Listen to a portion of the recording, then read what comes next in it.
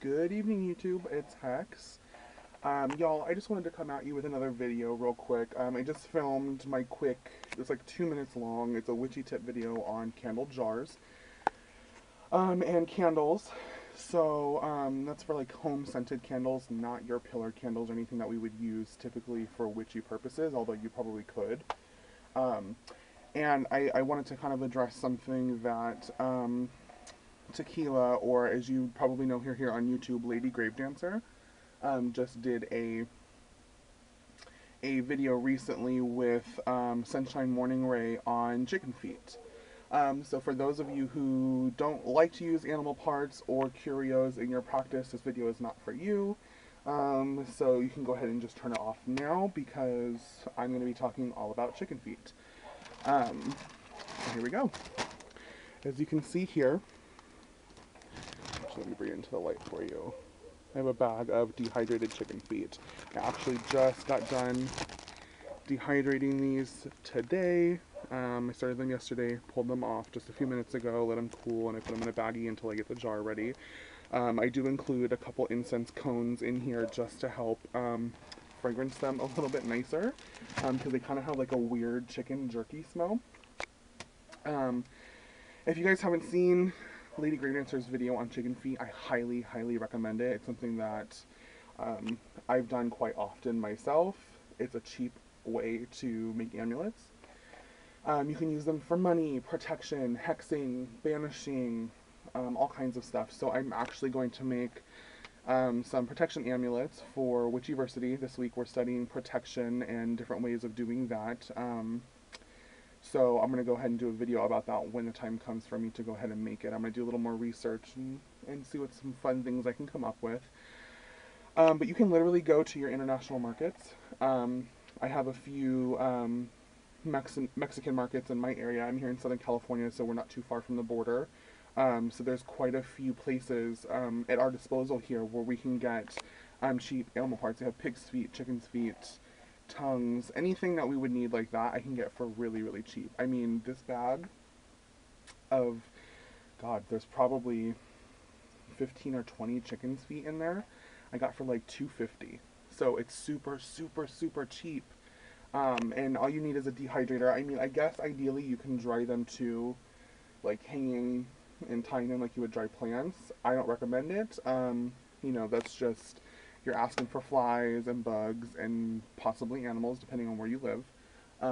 So I recommend getting a dehydrator. You can get them cheap on Amazon or eBay as well. We've had one for years, so I just utilized that one. I turned it on the highest setting for poultry, and I just dehydrated it overnight, and then I probably took it off at about noon today or so. So let's say just over 24 hours. And they're done. They're hard as a rock. They're ready to go. They're not going to really go bad too quick, so I'm not going to worry too much about that. I have some stuff I'm going to utilize it with. I'm definitely going to do a video when I do make them, and that way you guys can kind of witness what I'm doing. Let me see if I can get a close up here of some of the chicken feet. You can see there. Tons and tons of them, and they're really cheap. But like I was saying, Tequila painted theirs, some of them she capped this color.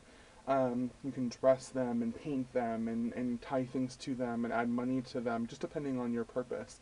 I'm actually going to dress mine in essential oils and fragrance oils and herbs, and almost kind of make like a mojo bag style one for my car. And I'm going to talk about that in the protection video because that's going to be, I think, what I'm going to focus on for this week for Witchiversity.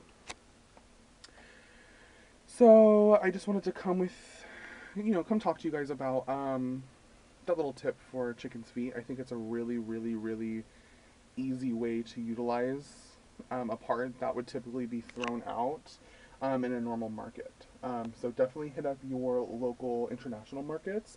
And I think they sell things a lot cheaper at international markets than they would your typical grocery store, just by the way they the way they source their products.